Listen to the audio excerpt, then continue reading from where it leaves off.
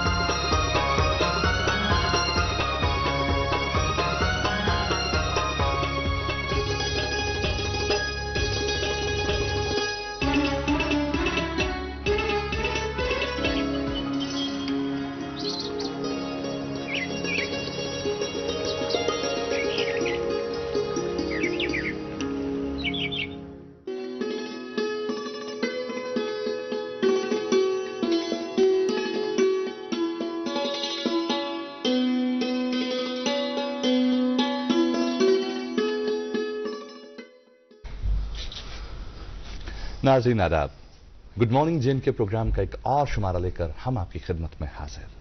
जैसा कि आप सब लोग जानते हैं, हर सुबह ठीक 8 बजे हम आपकी खिदमत में हाजिर होते हैं और ठीक 9 बजे तक हमारा साथ रहता है। और इस 1 घंटे में हम कोशिश करते हैं कि आपकी सुबह जो है उसे थोड़ा सा बेहतर बनाएं, उसे खुशगवार बनाएं। ये कोशिश रहती है हमारी।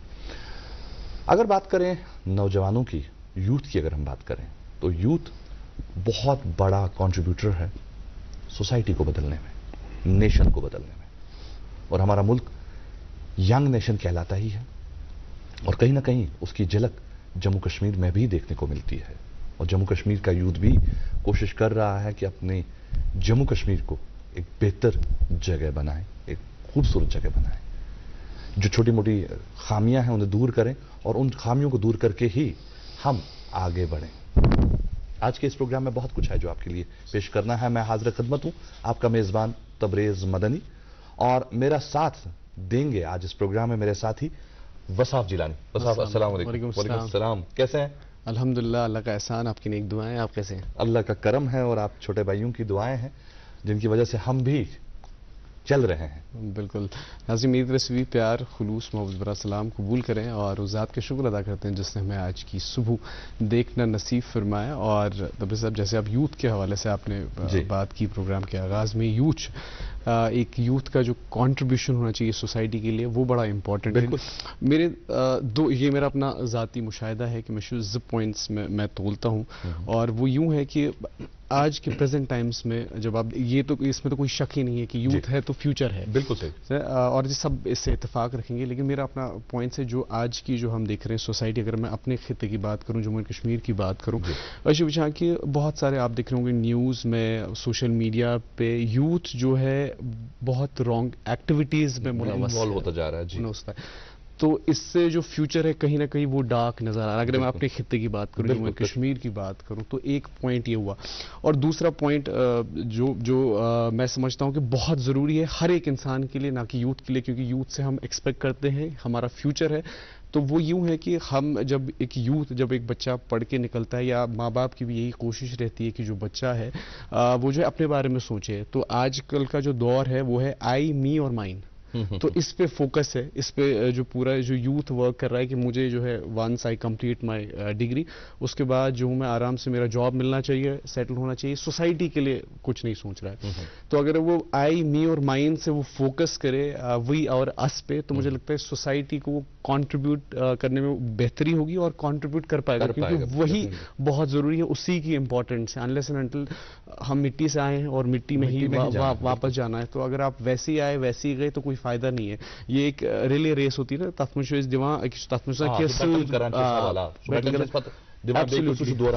तो वो हमारा जो है कंट्रीब्यूट होना चाहिए टुवर्ड्स सोसाइटी। तो ये मेरा अपना पॉइंट ऑफ व्यू है, आप इससे इत्तेफाक रखेंगे। बिल्कुल सही, आपने जो पॉइंट छेड़ा है बहुत सही छेड़ा है।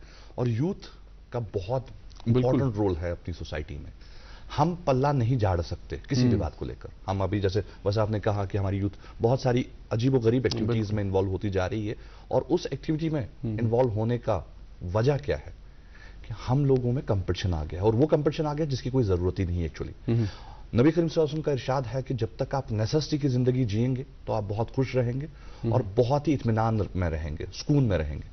जो ही आपने नेसेसिटी को छोड़ के लग्जरियस लाइफ में जाना शुरू कर दिया तो आपके लिए ट्रबल्स शुरू हो जाएंगे, आपके लिए प्रॉब्लम शुरू हो जाएंगी।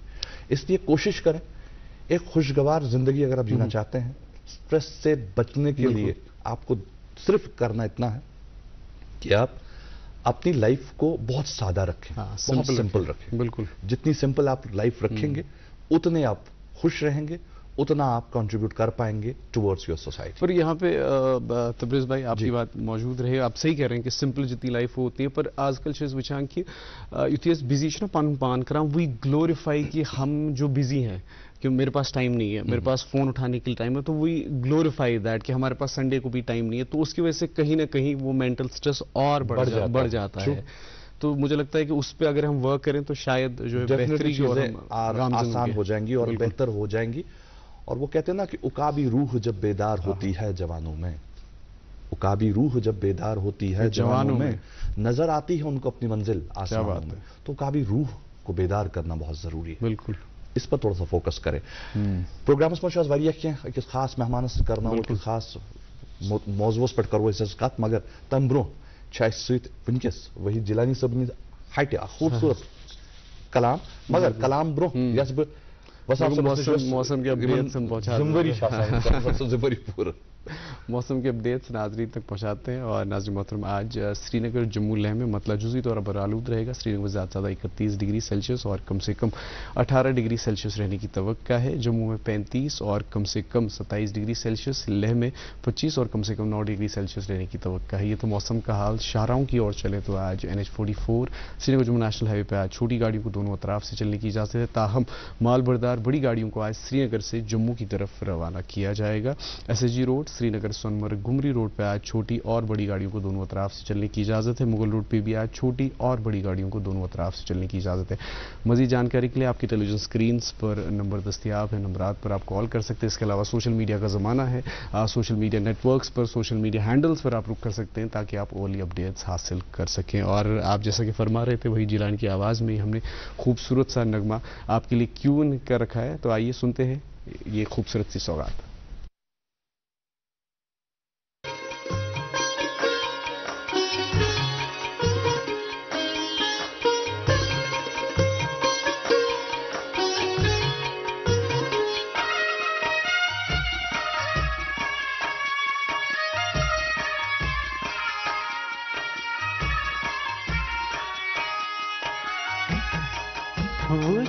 लोल की सफर संदर क्या क्या मैं सरों प्यो वुच लोल की सफर संदर क्या क्या मैं सरों प्यो दिलवार बुजुर्ग नार जिगर तावी तलोन प्यो वुच लोल की सफर अंदर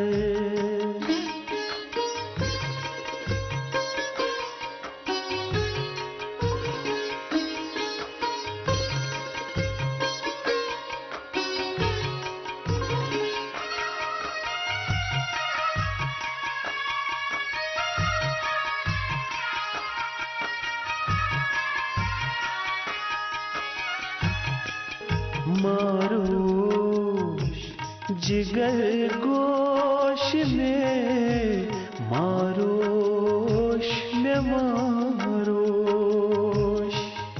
हो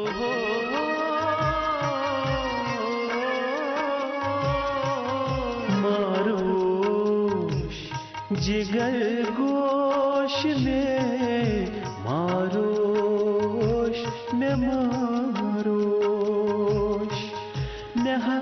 चान बापत नार सदरस तार तरुण प्यो म्याह चान बापत नार सदरस तार तरुण प्यो दिलवार बुजुम नार जिगर तारे तलोर प्यो वुच लोल किस सफरस अंदर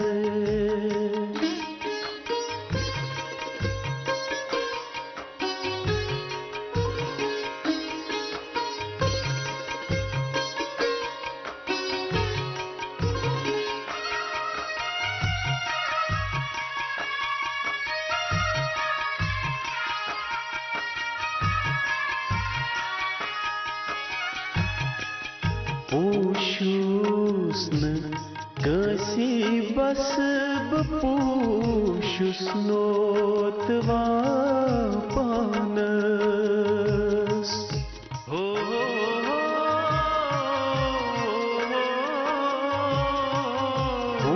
पूशुस्न कसी बस पूशुस नोतवा पानस गाह जाम करिम चागाहे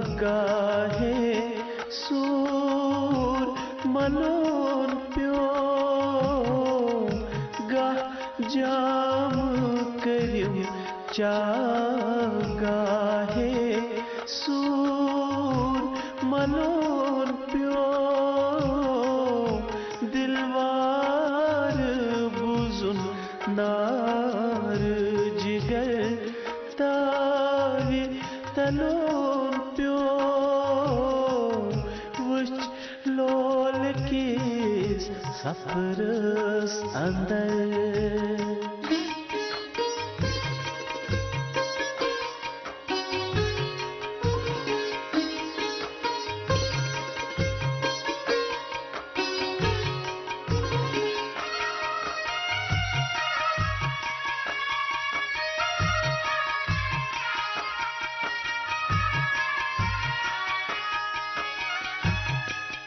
कहता करोम क्रूर सफर झूठ सफर ताई हो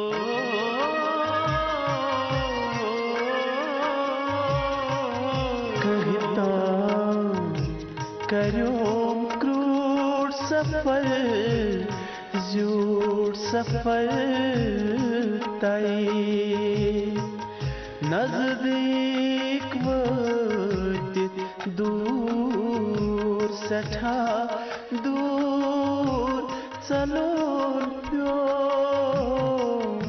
नजदीक वतित दूर सठा दूर चलोन प्यो दिलवार बुजुन नार जिगर तारे तलोन प्यो वुच लोल किस सफरस अंदर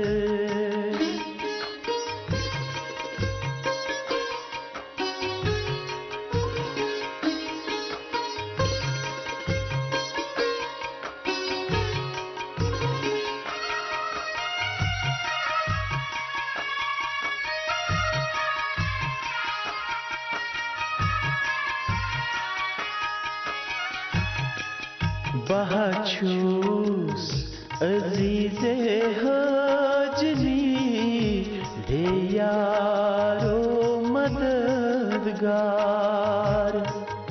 हो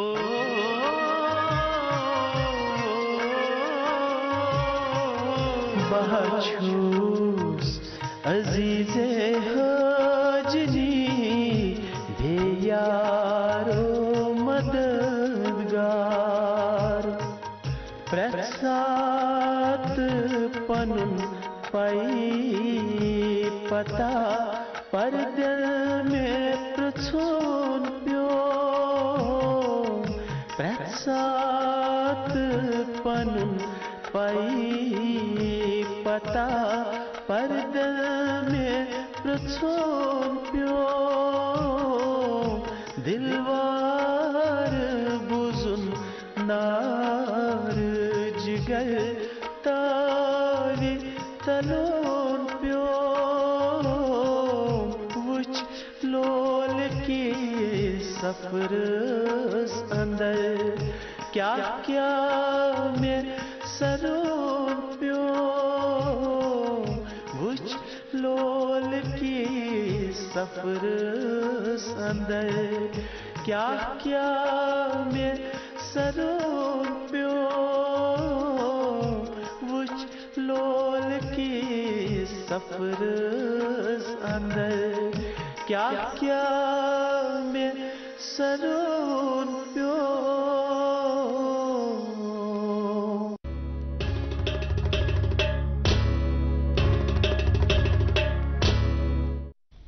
नाज़रीन यह खास डल तुंद खतर पेश कर उम्मीद है तुम टाइम तुझ प्रोग्राम वुचान गुड मॉर्निंग JNK तो गुड मॉर्निंग JNK मज आज खास मेहमान मदू कर स्टूडियोस मज आज गुफ्तगू करो अकिस खास मौजूस पे।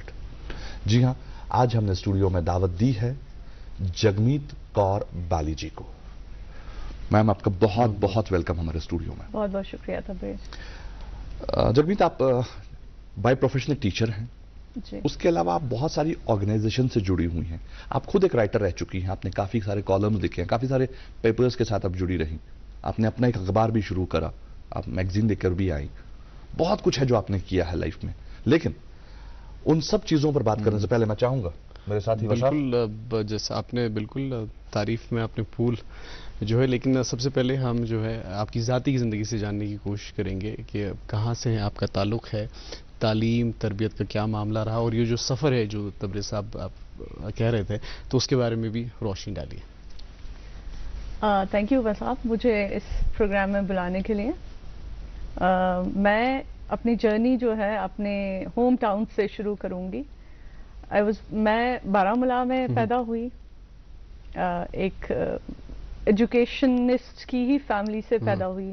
मेरे फादर, मेरे अंकल सब गवर्नमेंट सर्विसेज में रहे हैं।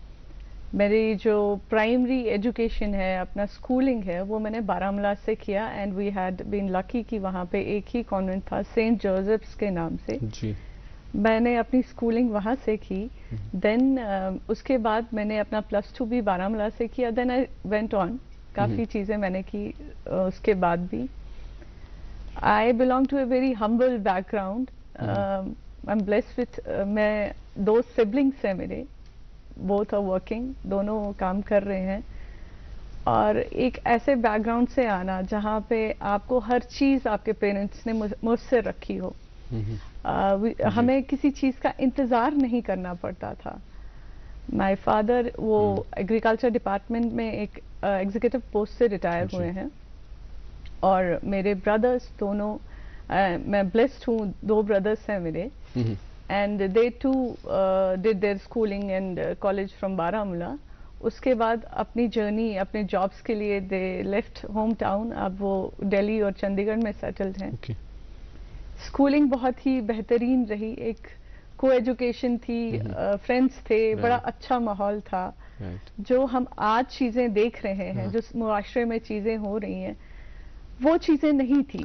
एक बॉन्ड था एक दूसरे के साथ, और वो शायद अभी भी है। हम लोग स्कूल के ग्रुप में अभी भी टच्ड हैं, और लगता है कि ट्रू फ्रेंड्स जो चाइल्डहुड में दोस्त होते हैं वो लाइफ लॉन्ग साथ रहते हैं। उसके बाद जब मैं अपनी स्टडीज कंप्लीट करके निकली तो I was appointed as a teacher in a local school that. Ma'am इससे पहले कि हम टीचिंग पे आए, 12th तक तो हम पहुंचे, 12th के बाद नहीं पहुंचे। 12th के बाद आपने क्या?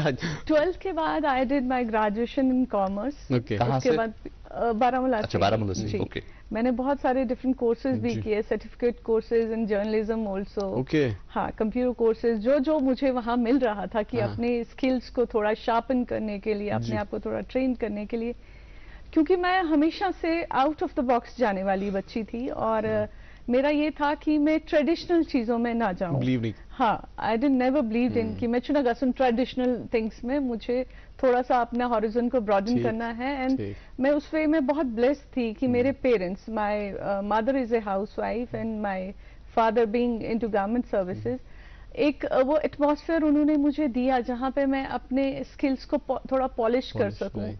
एंड इनिशियली मैं जब भी मैं ग्रेजुएशन ही अभी कर रही थी, तो आई स्टार्टेड राइटिंग विथ जो हमारे लोकल डेलीज आते थे तभी। तो दैट वाज द टाइम जब मुझे लगा कि I can go and excel in journalism and writing. This continued, और ये जो जर्नी थी मेरी ये चलती रही। वहां से मैं साइड बाय साइड अपनी स्टडीज भी कंप्लीट कर रही थी और साथ में मैं कुछ डेलीज के लिए लिख रही थी। उस टाइम पे वो लोकल ही न्यूज़पेपर्स थे, but with the passage of time I thought कि ये जो चीजें हैं वो सिर्फ लोकल तक ही नहीं रही, वो एक्सपैंड होती गई नेशनल इंटरनेशनल ऑर्गेनाइजेशंस के लिए भी मैंने लिखा। देन जी, और उसके बाद I work for both print and electronics. तो मेरे को एक एज मिला, क्योंकि उस टाइम पे हमारे पास इतना एक्सपोजर नहीं था, इतना मीडिया का, जैसे अभी बच्चों के पास everything is available on a phone, on their phones. तो हमें वो स्ट्रगल करना पड़ा। वी सॉ दैट कि हमें वो स्ट्रगल करना पड़ा to reach out to something. जहाँ पे अभी हैं वहां पहुंचने के लिए एक जर्नी रही है, एक स्ट्रगल रहा है। जगमीत, आपने बात करी कि आपने आगाज मतलब जिंदगी का किया पेपरों के साथ, डेलीज में लिखती थी आप। जी। तो क्या लिखना पसंद करती थी आप, किस तरह का लिखना पसंद करती थी आप? क्योंकि हर किसी एक राइटर का एक जॉनर होता है, जैसे हम जैसे सिंगर्स के पास जॉनर होता है, एक राइटर का अपना एक जॉनर होता है, एक पर्टिकुलर चीज को लेकर उनका फोकस होता है। आपका फोकस किस चीज पर था? उन दिनों मेरा प्राइम फोकस करंट अफेयर्स पे था। आई यूज्ड टू वर्क, मैं अपना जो करंट अफेयर्स का सेक्शन था वो मैं बहुत बढ़िया तरीके से कर रही थी और मुझे लगता था ये थ्रिलिंग है। उस टाइम पे जर्नलिज्म जो स्टार्ट किया था वो पैशन से तो शुरू हुआ था, बट लगता था कि एक ग्लैमर है, एक जर्नलिस्ट की जो वैल्यू है वो दिखता था। हम लोग टीवी देखते थे, हम लोग बहुत जर्नलिस्ट को फॉलो करते थे, तो हमें लगता था कि ये बहुत ग्लैमरस है। तो इन दैट कंटेक्स्ट मेरा जो अपना प्राइमरी जॉनर था वो मेरा करंट अफेयर्स का रहा है। Later on I switch to interviews के लिए, जो मेरा फिर एक फोटे ही बन गया। मैंने नेशनल पेपर्स के लिए, मैगजीन्स के लिए इंटरव्यूज करे हैं, बहुत सारी ऑर्गेनाइजेशंस के लिए। लेटर ऑन मैं उस पर स्विच हुई, बट मेरा प्राइमरी जो था वो करंट अफेयर्स ही था। अच्छा मैम, यहाँ मुझे बताइए आपकी जर्नलिज्म क्या इसको रूण होतं, मतलब आपने इस मीडिया में क्यों नहीं फिर वर्क करना? बिकॉज यूज्ड टू राइट, गॉड पढ़ेस होती, लेखा से वाबस्तगी थी, तो फिर ये टीचिंग की ओर आना, जर्नलिज्म को छोड़ना, इशुपान में बिल्कुल two different poles actually. Actually क्या था कि आप सब जानते हैं कि कश्मीरियों का हमारा सुई माइंड सेट आसान कि असकस गवर्नमेंट जॉब, सरकारी नौकरी के साथ। Yes, and my father actually he wanted कि उनके बच्चे गवर्नमेंट जॉब में रहे। तो उनको लगता है कि सिक्योरिटी है। हाँ बिल्कुल, एक जॉब सिक्योरिटी रहती है और रिटायरमेंट के बाद you have a peaceful life. तो वो एक हर सारी कश्मीरी पेरेंट्स यसा कि उनके बच्चे गवर्नमेंट जॉब में जाएं। सिंस जर्नलिज्म का इतना वो स्कोप नहीं था कि गवर्नमेंट जॉब या कुछ सेटल रहे सिस्टम, तो जब मैं जर्नलिज्म के साथ ही that was going side by side, because earlier I started my first job was with Dagger nursery. बहुत ही खूबसूरत स्कूल था, आर्मी उसको रन करती थी। एंड वहाँ पे एक जो इंटरनेशनल और नेशनल लेवल के बच्चों के साथ कम्पीट, क्योंकि वहाँ पे आपके पास वो बच्चे थे जो मुल्क के डिफरेंट कोनों से आए हुए थे, फौजियों के बच्चे थे, वहाँ लोकल्स भी पढ़ते थे, बट एक वो यूनिटी दिखती थी और काफी कुछ सीखने को मिला। तो वहां से मेरा एजुकेशन की तरफ शिफ्ट हुआ, बट जर्नलिज्म इसलिए छोड़ना पड़ा क्योंकि मेरे फादर चाहते थे कि उनके बच्चे जो हैं वो सरकारी नौकरी में रहें, और उसके बाद वही पेंशन मिलेगा और बाकी चीज। हालांकि अब वो पेंशन होता नहीं है और कहीं ना कहीं आप उसके लिए लड़ भी रही हैं कि ये पेंशन हमें वापस मिल जाए। आप काफी सारी ऑर्गेनाइजेशन से जुड़ी हुई हैं, आप माइनॉरिटी एम्प्लॉइज एसोसिएशन की भी चेयरपर्सन हैं और बाकी कुछ ऑर्गेनाइजेशन जिनमें आपका काफी अहम रोल है, इनके बारे में हमें कुछ बताएं।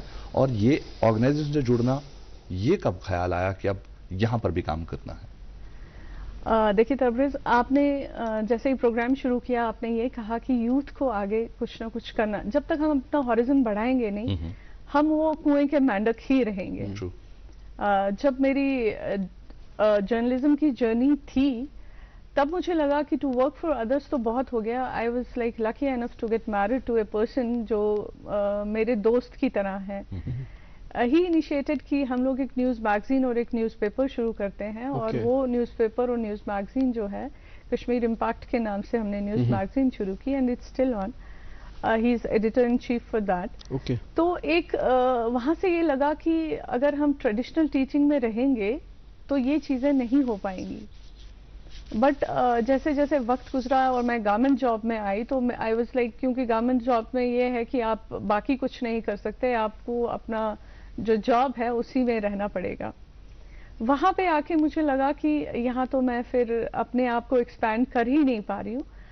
देन जो मुआशरे में हमारे बहुत सारे इश्यूज थे और क्योंकि मैं ऑलरेडी सोशल वर्क के साथ एसोसिएटेड थी, बहुत सारी डिफरेंट ऑर्गेनाइजेशंस थी जो काम कर रही थी एम्प्लॉयज कम्युनिटी के लिए, तो मेरा भी स्विच हुआ क्योंकि मेरे साथ भी कुछ ऐसे मसाइल हुए जहां पे मुझे इन ऑर्गेनाइजेशंस के पास जाना पड़ा।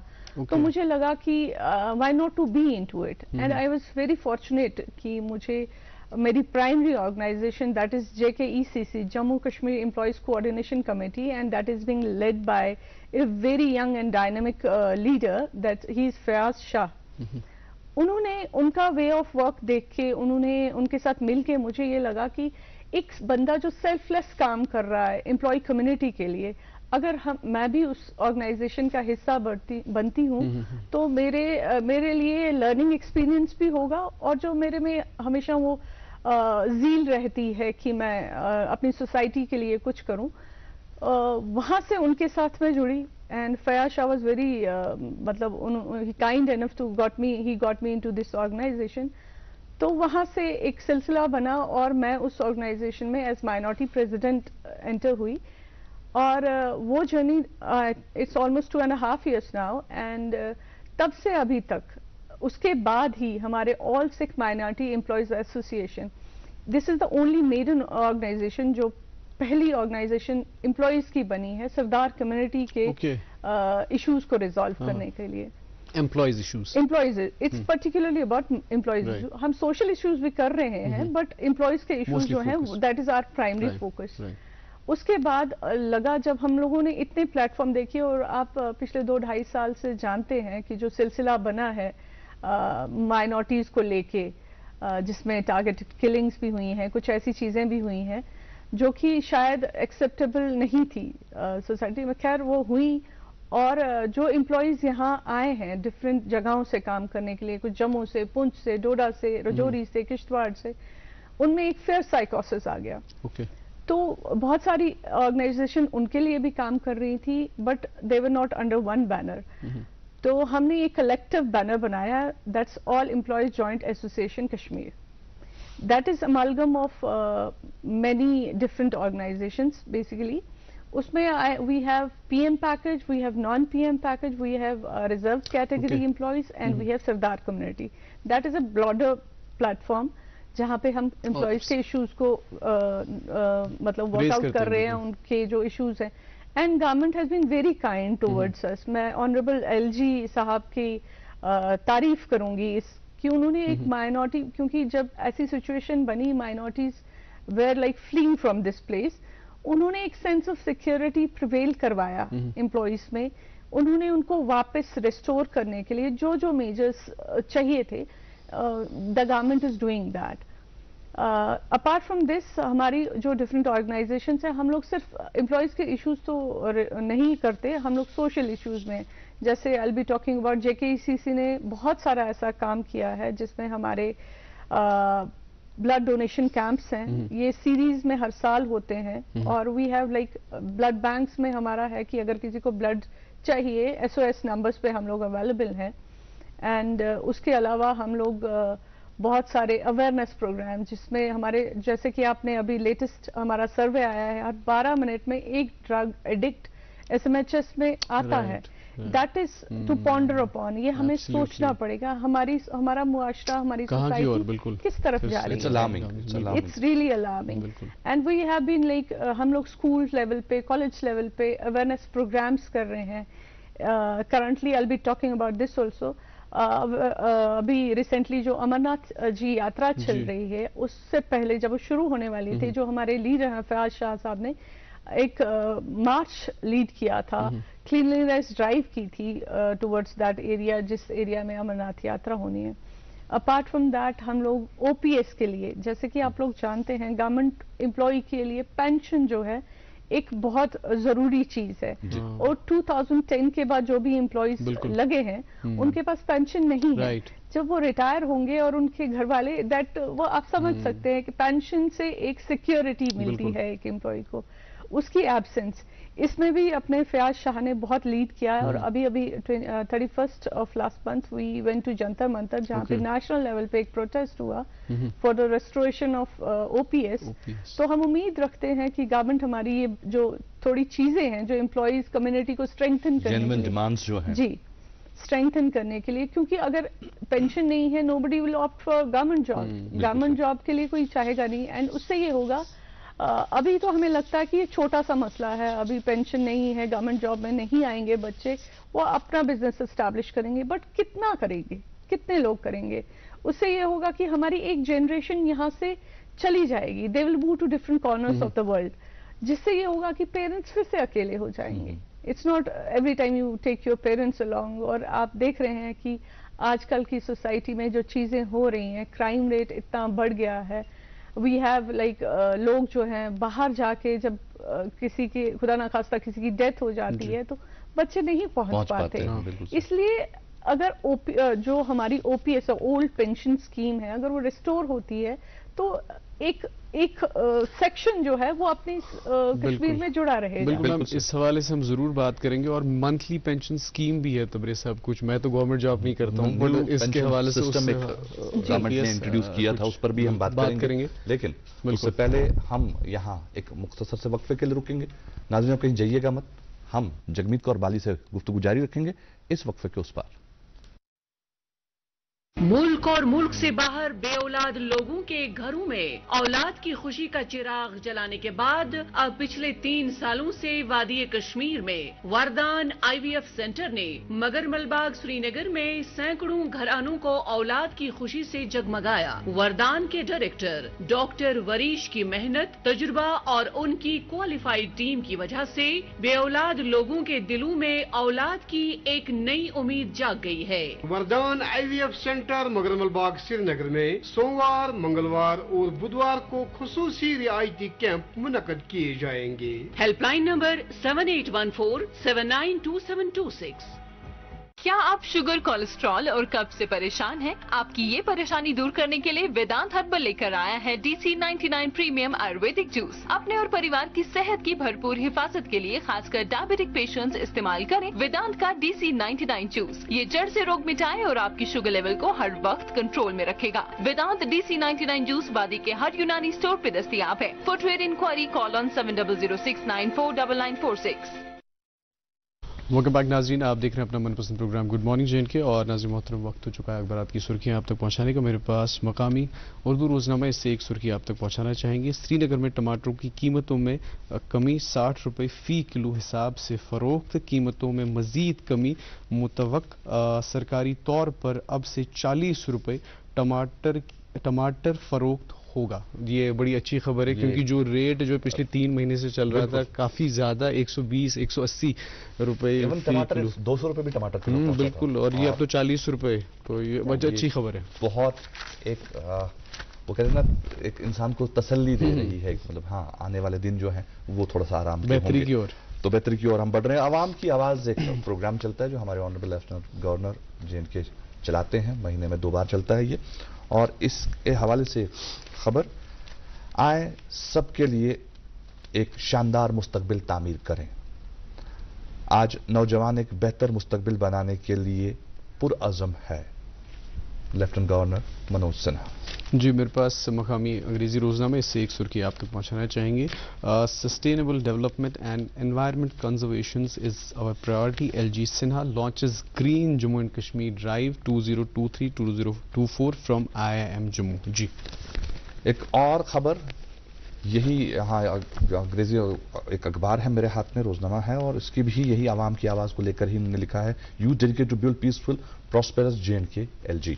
और इसी में एक बॉटम में एक बड़ी ही शानदार बात लिखी हुई, बड़ी खूबसूरत बात लिखी है जिसके बारे में हमें मालूम होना चाहिए। लिखते हैं, alert, all based AI based voice cloning is the latest cyber crime.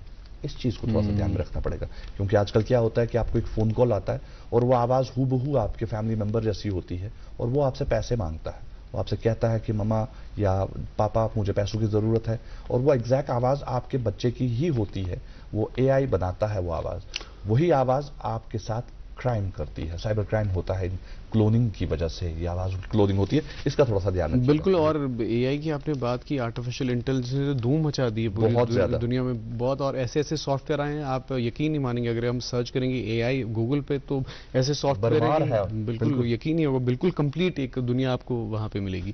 खैर नाज़रीन मोहतरम, मेरे पास एक और मकामी अंग्रेजी रोजनामा, इससे भी एक सुर्खी आप तक पहुंचाना चाहेंगे। Ladakhis concerned over grazing land taken over by China, Rahul speaking like China's propaganda machinery. जी, और एक रोजनामा मेरे हाथ में है, अंग्रेजी रोजनामा है, और उसकी स्पोर्ट्स पेज से हमने खबरें ली हैं कुछ। इसमें है, डाउनटाउन हीरोज लूज 3-1 इन डुरान कप।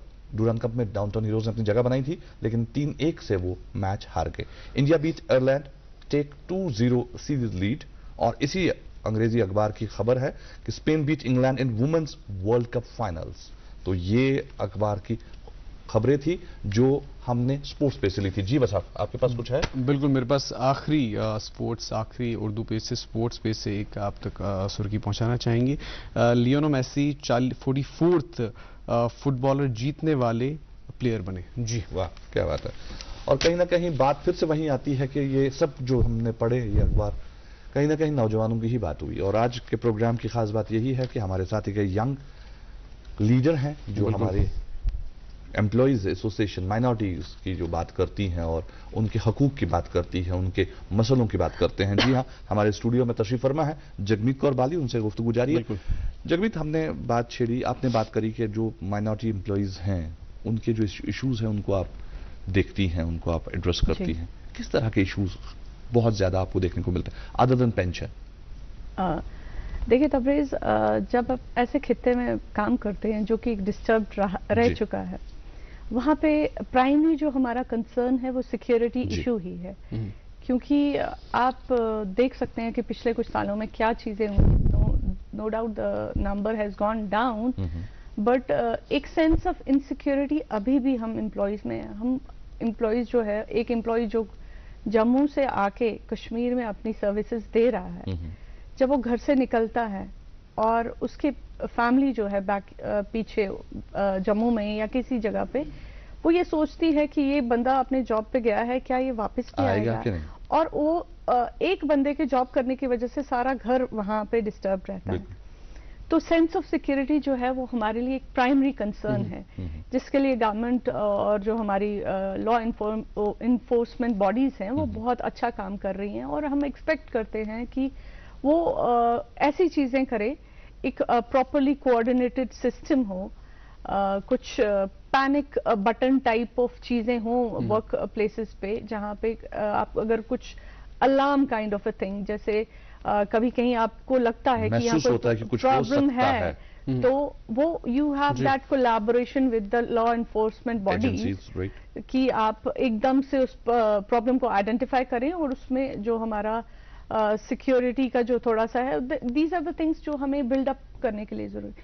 उसके बाद हमारा एक और बहुत बड़ा कंसर्न है, that is lack of proper accommodation. अभी कश्मीर में आप जानते हैं कि रिहैबिलिटेशन पॉलिसी के तहत ऑलमोस्ट 6,000 एम्प्लॉयज जो PM पैकेज के तहत यहाँ आए हैं, then we have non PM package also, और उसके साथ साथ हमारे पास रिजर्व कैटेगरी के 3,000 से ज्यादा लोग हैं जो यहाँ पे जॉब कर रहे हैं, और they are working with education department, they are with police, they are with different all the departments almost. उन सब के पास यहाँ अकोमोडेशन नहीं है, क्योंकि जब आप रिहैबिलिटेशन पॉलिसी की बात करें तो जो लोग यहाँ आए हैं उनको पहले उनके लिए एक सिक्योर अकोमोडेशन जरूरी थी, बट अनफॉर्चुनेटली अभी तक वो अकोमोडेशन का जो सिलसिला है वो पूरा नहीं हुआ। इसलिए लोग जो हैं वो रेंटेड अकोमोडेशन में स्कैटर्ड तरीके से रह रहे हैं, और जो रेंट है वो पिछले 2-2.5 साल में इतना इंक्रीज कर गया है कि वो आपकी सैलरी का हाफ हो गया है। एक एम्प्लॉय जो अपना एक घर जम्मू में देख रहा है, एक घर कश्मीर में देख रहा है, वो कैसे मैनेज करेगा? तो हम we have been working on it. हमने काफी जगह पे इस बारे में बात की है और ऑनरेबल एलजी सर ने हमें अश्योर किया है और बहुत जगह अकोमोडेशन बन भी रही है। हम चाहेंगे थोड़ा सा एक्सपेडाइट करें उस चीज को, सो दैट कि जो एम्प्लॉयज हैं वो एक, जब आप किसी वर्कर को एक पीसफुल एनवायरनमेंट देंगे, घर देंगे, अच्छे से काम करने के लिए उसको यही चीजें चाहिए और तभी वो अच्छे से काम कर पाएगा। और भी कुछ इश्यूज हैं, जैसे हमारे जो बच्चे हैं, जो हमारे माइनॉरिटी के बच्चे हैं, उनके लिए स्कूल्स शिफ्ट करना, स्कूल्स में जाना बड़ा मुश्किल रहा है। पिछले टर्मोइल में आपने देखा है कि कभी फ्लड्स आए, then we had COVID, then क्योंकि कश्मीर बहुत तरीके से सफ़र किया है। तो अगर हमारे जो ऑटोनॉमस बॉडीज हैं या स्कूल्स हैं, वहाँ पे माइनॉरिटी के लिए एक सेट कोटा हो जाए जिसमें थोड़ा सा ईज आउट हो जाए माइनॉरिटी के लिए चीज़ें। और भी बहुत सारे लोग हैं जो गवर्नमेंट जॉब में नहीं है, माइनॉरिटी में है बट गवर्नमेंट जॉब में नहीं है, उनके लिए कोई इजी लोन फैसिलिटीज की वो एटलीस्ट अपना कोई रोजगार शुरू करें। ये कुछ चीजें हैं जिस पे हम गवर्नमेंट से बात कर रहे हैं और we are thankful to our administration कि वो हमारी बात सुन रही है और बहुत हद तक उस चीजों पे अमल हो रहा है। बट हमारी रिक्वेस्ट है कि थोड़ा सा अगर चीजें एक्सपीडाइट हो जाएं तो मुझे लगता है कि हमारा यहाँ वर्किंग कल्चर और भी बेटर हो जाएगा, वेदर दैट्स गवर्नमेंट डिपार्टमेंट्स और या प्राइवेट सेक्टर है, वो बहुत अच्छे से। बिल्कुल मैम, और इससे पहले, इस बात से पहले आप जिक्र कर रही थी कि अब जो open basically monthly pension scheme जो न्यू स्कीम है और जो पहले ओल्ड पेंशन स्कीम थी और काफ़ी स्टेट्स में, 4 स्टेट्स में वो रिवाइव भी हुआ है वापस। तो क्या डिफरेंस है इसमें जो न्यू पेंशन स्कीम आई है और जो ओल्ड पेंशन स्कीम? क्या है कि जो हमारी ओल्ड पेंशन स्कीम थी उसमें हमारा एक सेक्शन ऑफ हमारी सैलरी से अमाउंट कटता था और वो डिपॉजिट होता था, गवर्नमेंट की तरफ से भी कुछ उसमें परसेंटेज पे किया जाता था।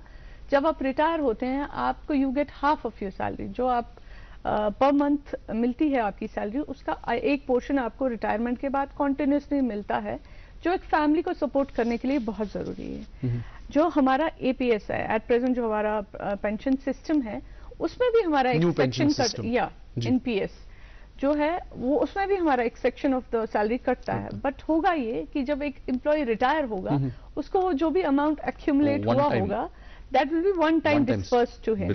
एंड उसके बाद आपको पता है कि जब आपके पास एक बार पैसा आता है वो उस तरीके से रहता नहीं है। आपके पास जो मंथली सिस्टम है पेमेंट का, क्योंकि आपको एक आदत बनी होती है, आपका हिसाब, आपका बजटिंग आपकी सैलरी पे होती है, तो लेटर ऑन जब आप रिटायर हो जाते हैं, अगर आपको पेंशन नहीं मिलती तो पूरा सिस्टम डिस्टर्ब हो जाता है।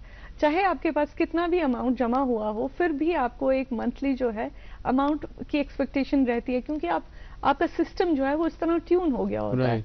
अपार्ट फ्रॉम दिस कि आप देखिए बहुत सारे घरों में आप सोसाइटी में हम मुआशरे का हिस्सा हैं, पेरेंट्स आजकल डिपेंडेंट हो जाते हैं अपने बच्चों पे। अगर वो पेंशन भी ले रहे हैं फिर भी उनकी जो गति है, इंडिया में आप देखें ओल्ड एज होम्स क्यों बढ़ते जा रहे हैं, तो कश्मीर में भी आप ओल्ड एज होम्स आप देख रहे हैं। अगर आप ओपीएस को रिस्टोर नहीं करते ये नंबर डेफिनेटली बढ़ेगा, बिकॉज एक किसी ना किसी वो लालच कह लें या आप कहें कि कुछ एसेट्स आपके पेरेंट्स की तरफ से आपके पास आएंगे, वो भी एक चीज रहती है जो एक घर को बाइंड करता है। बट अगर वो नहीं होगा तो आप देखिए, आप कुछ सालों में आप यहाँ भी हमारे पास ओल्ड एज होम्स बढ़ते जाएंगे। उस चीज का ख्याल रखना। बिल्कुल मैम, आपको क्या लगता है, आपका, क्योंकि आप सोशल एक्टिविस्ट हैं, आपसे मैं इस पे जो है पॉइंट, क्योंकि अब बाहर हमने देखा है बाहर के ममालिक में ओल्ड एज होम्स हैं और जो माँ बाप, बच्चा जो है माँ बाप को छोड़ता है and he is very happy living there, क्योंकि वहाँ पे उसका कोई टेक केयर होता है, टेक केयर करता है। तो यहाँ पे आपको क्या लगता है, इस पर आपकी अपनी पर्सनल ओपिनियन क्या है? इज इट अ गुड और is it a bad for our society? Well देखिए, अगर आप फॉरेन कंट्रीज की बात करें तो वहाँ जो ओल्ड एज होम्स हैं, क्योंकि हम जो उनके रहने का तरीका है वो डिफरेंट है हम इंडियंस से, और पर्टिकुलरली अगर मैं हम अपने जम्मू कश्मीर की बात करूँ तो वहाँ पे जो ओल्ड एज होम्स है they are more like a clubs and people enjoy being there. वहाँ पे लोग वो चाहते हैं कि वो अपना जो टाइम है लाइफ का एक सेक्शन वो ओल्ड एज होम में गुजारें, because that they are like clubs. वहाँ पे वो रिक्रिएशन के लिए सारा उनका Activities, सामान बिल्कुल। है या एवरीथिंग। अगर आप इंडिया के ओल्ड एज होम की बात करें, ओल्ड एज होम में पहले तो यहाँ पे वो लोग जाएंगे जहाँ जो घर वाले जिनको एक्सेप्ट नहीं एक्सेप्ट नहीं करते। करते। नॉर्मली यहाँ हम लोग, ये हमारे लिए एक बड़ी शेम की बात है कि हम लोग ओल्ड एज होम एस्टैब्लिश हो रहे हैं, क्योंकि अब न्यूक्लियर फैमिलीज का चलन है। अब पेरेंट्स को बच्चे साथ रखने के लिए तैयार राजी नहीं नहीं होते। है। दे आर सो बिजी, वो इतना बिजी हैं अपने जॉब्स में, वो अपनी फैमिलीज को टाइम नहीं दे पा रहे। कॉर्पोरेट कल्चर है वहाँ पे, they are no doubt they are paid very high, but जो मॉरल वैल्यूज, सोशल वैल्यूज वो हैं, कहीं वो ना कम खो होती रहे जा रही बिल्कुल सही। हैं। तो मेरा पर्सनली आई डोंट एंडोर्स। और कहीं ना कहीं हमारा कश्मीर की अगर हम बात करें या जम्मू कश्मीर की हम बात करें, जो हमारी आपस की जो सोशल बॉन्डिंग है वो बहुत स्ट्रांग है। जी, बच्चों की पेरेंट्स के साथ, पेरेंट्स की बच्चों के साथ। और यहाँ वो कल्चर ही नहीं है जैसा कि हम देखते हैं रेस्ट ऑफ West इंडिया में। में। वहाँ बच्चे शुरू से ही पहले पढ़ाई के लिए बाहर जाते हैं, उसके बाद नौकरी के लिए जाते हैं, उसके बाद अपनी लाइफ सेटल कर लेते हैं। लेकिन कश्मीर में ऐसा है कि बच्चा यूनिवर्सिटी पढ़ के भी आ गया तब भी बच्चा ही है, उसने डॉक्टरेट कर लिया तब भी बच्चा ही है, उसने जॉब कर ली तब भी बच्चा ही है, एंड फाइनली वो खुद एक पेरेंट बना है, लेकिन पेरेंट्स के लिए वो तब भी वही बच्चा है। तो वो जो सोशल बॉन्डिंग एंड वही हम चीजों को बाइंड, हम लोगों को बाइंड करके रखते हैं। Yes exactly. तो इस हेकुन तामे नेवर रूजित कि इनके सान खतर ताम नेवर रोजु वारिया मुश्किल। तो सुई चीज छु कि साइंस कल्चरस में छुना ओल्ड एज होमस विंट एक्सेप्टेंस की खैर अत करो मजीद कत कुन दो। फिलहाल छु वक्त वोतमुत कि डॉक्टर तारिक मरगूब साहब शायद जुड़े मत तिम करन पेश गुड मॉर्निंग एजुकेशन वली बुछो।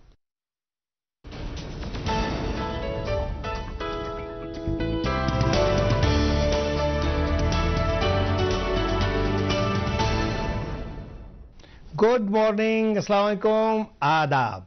बात करेंगे कि जब हम कहते हैं कि इंटेलिजेंस या आपका जो टैलेंट है या आपकी जो डिग्रीज हैं वो बहुत मैटर करती हैं, वो आपका दरवाज़ा खोलेंगे किसी भी करियर में जिसमें आप जाना चाहते हैं। लेकिन ये 20% रोल है आपकी सक्सेस में लाइफ में। It plays only 20% role. 80% जो है that is value and virtues, जिसकी वजह से वो दरवाजे हमेशा आपके लिए खुले रहेंगे। हम कहते तो हैं कि ठीक है आपके लिए, देखिए फेट और ये जो हम कह रहे हैं कि आपके पास मनी हो, स्टेटस हो, ये सारी चीज़ें बहुत अच्छी हैं, लेकिन ये क्या मेंटेन रहेंगी? ये तब रहेंगी अगर आपका वैल्यू और वर्च्यू है। हमने देखा है कई लोग ऊपर आसमान पे जाके नीचे गए छोटे से उसके लिए। तो ये चीज़ें जो मेंटेन रखेंगी आपकी, वो है आपका वैल्यूज़। और वैल्यूज़ और जो मॉरल वैल्यूज़ हम कहते हैं वो कैसे बच्चों में इनकलकेट किए जा सकते हैं। हम बताते हैं, जिस तरीके से हम बताते हैं कि एक वैल्यू व्हील हर स्कूल में लगाया जा सकता है। आप देख लीजिएगा, ये वैल्यू व्हील पे लिखे रहते हैं 30 चीज़ें, ये अलग कि आज मैं जंक फूड नहीं खाऊंगा।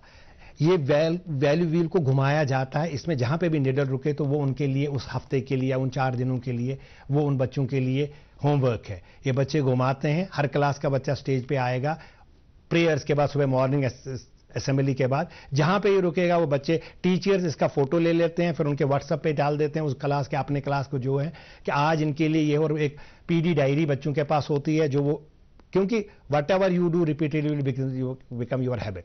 अब उनको कहते हैं कि आज मैं गुस्सा नहीं करूंगा, आज मैं लेजी नहीं रहूंगा, आज मैं 5 नए लोगों को विश करूंगा। इस तरीके से ये जो चीजें ये सिखाई जाती हैं, और जिस तरीके से पेरेंट्स के पास से जब जाता है फीडबैक मिलता है उनको, कि जेन्युइन फीडबैक, कहते हैं देखो बेटा आपके लिए ये होमवर्क है, ये मॉरल वैल्यूज बढ़ाए जा सकते हैं। आप देखेंगे ये, बिकॉज स्टीफन कोवी बहुत बड़ा एक फिलोसफर, वो कहते हैं sow a thought reap an action, sow an action reap a habit, sow a habit reap a character, and sow a character reap a destiny. कोई एक बात पे बार बार अमल करा लीजिएगा, वो उनका हैबिट हो जाएगा। तो जब बच्चों को ये वैल्यू व्हील, ये सिस्टम सिखाया जा सकता है हर स्कूल में, वर्कशॉप में, दैट इज मस्ट। अभी हम कहते हैं ISPD, intellectual social and personality development programmes are must, अगर हम चाहते हैं उनको वैल्यू बढ़े। हमने देखा अभी रिसेंटली हमने देखा क्या कुछ बच्चों ने 5 लाख रुपए का तक वो बैग सोने का उठाया और कैसे पहुंचाया वहां, घर वालों से लड़ा कि अभी हमें पहुंचाना है क्योंकि हमें सिखाया गया कि किसी की चीज नहीं लेते। तो इस तरीके से ये चीजें आप देखेंगे कि बच्चे क्या क्या नहीं कर सकते अगर उनको सिखाए, बिकॉज कच्ची मिट्टी के होते हैं। Attitudes are form because of 3 E's, it is education, environment and experience. ये सारी चीजें कराई जा सकते हैं हर स्कूल में, हर घर में। इसीलिए मैं कहता हूँ ISPD प्रोग्राम्स आर मस्ट, ये कराए जा सकते हैं। आज आप मुझे दे दीजिए इजाजत और आप देखते रहिए गुड मॉर्निंग J&K।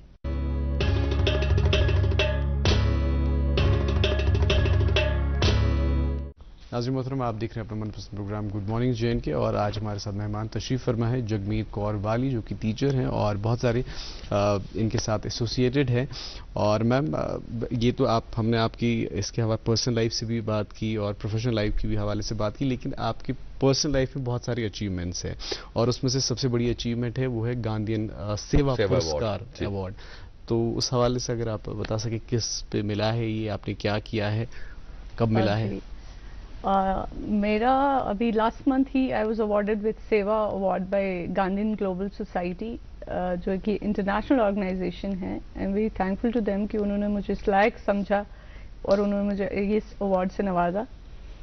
ये अवार्ड मुझे मेरे काम के लिए मिला है, जो इतने सालों से I been associated with different organisations. Almost 20 साल से मैं ये काम कर रही हूँ। When I was in a school, तब से मैं ये चीज़ें कर रही हूँ। तो मेरी इस जर्नी को ऑनर करने के लिए दे अवार्डेड मी, एंड ये अवार्ड सिर्फ अवार्ड नहीं था, ये मेरे लिए बूस्ट अप था। बेसिकली अवार्ड लेना तो इजी है, बट अवार्ड लेने के बाद उस चीज को मेंटेन करना, और क्योंकि आपके ऊपर बहुत सारे लोगों की रिस्पॉन्सिबिलिटी जो है वो बढ़ जाती है। जब आप इतनी सारी ऑर्गेनाइजेशंस के साथ जुड़े होते हैं तो एक रिस्पॉन्सिबिलिटी जो है, आप यकीन माने, मैं अगर सोती हूँ तो मैं सोते में भी प्लान करती रहती हूँ कि कल के लिए मुझे क्या करना है, और आज कुछ ऐसा तो नहीं हुआ जो मुझसे छूट गया। तो अवार्ड के लिए I am really thankful. It was a seva award जो मुझे गांधी ग्लोबल सोसाइटी, एंड ये अवार्ड मुझे ऑनरेबल जो हमारे गांधी ग्लोबल सोसाइटी के हेड हैं उनसे मिला है, and he is a Padma Shri awardee, तो उन्होंने मुझे ये अवार्ड दिया, तो I am really thankful to that. बहुत खूब। Jagmeet Kaur Bali, Jimmy Bali, miss J. Miss J को लिखने का शौक था जी। लिखती थी मिस जे, और जब लिखती थी तो दिल से लिखती थी। क्या इस वक्त इतने जो बिजी स्केड्यूल में जिमी को टाइम मिलता है जिमी बनकर सामने आने का? जी, दैट इज राइट तब्रेज। मेरा पेन नेम जिमी बाली ही था, and I am called Jimmy Bali. अभी भी लोग मुझे उस नाम से पहचानते हैं। उतना वक्त तो नहीं मिलता, बट हाँ, मैं कोशिश करती हूँ कि मैं आई हैव ए नोटबुक, मैं लिखती हूँ उसमें। सिंस मेरी लाइफ का एक सेक्शन ये भी रहा है कि मेरी हेल्थ बड़ी डिस्टर्ब रही है। एक अरसा मेरा हॉस्पिटल्स में गुजरा है, तो वहाँ पे जब आप डेथ को बहुत क्लोजली मॉनिटर करते हैं तो आपका एक परसेप्शन टुवर्ड्स लाइफ जो है वो बदल जाता है। आप सोचते हैं कि जब आप लगता है आपको कि डॉक्टर्स भी ये कह देते हैं कि मे बी शील not come out of the OT, वो आपकी लाइफ का टर्निंग पॉइंट होता है, और उस टाइम आपका जो विल पावर है, आपका जो लाइफ की तरफ अर्ज होती है वो बढ़ जाती है। You don't want, nobody wants to die, क्योंकि आप इंसान हैं, आप चाहते हैं कि आप लाइफ अपनी जिए। उस मेरी जो बीमारी का अरसा गुजरा है, उसके बाद जो मेरी लाइफ है वो एक 360 डिग्री टर्न पे थी, क्योंकि मैंने जो भी चीज़ें की, पहले बड़ा केयरफ्री एटीट्यूड था, उसके बाद मेरी राइटिंग स्किल्स जो थी वो एक तरफ की थी।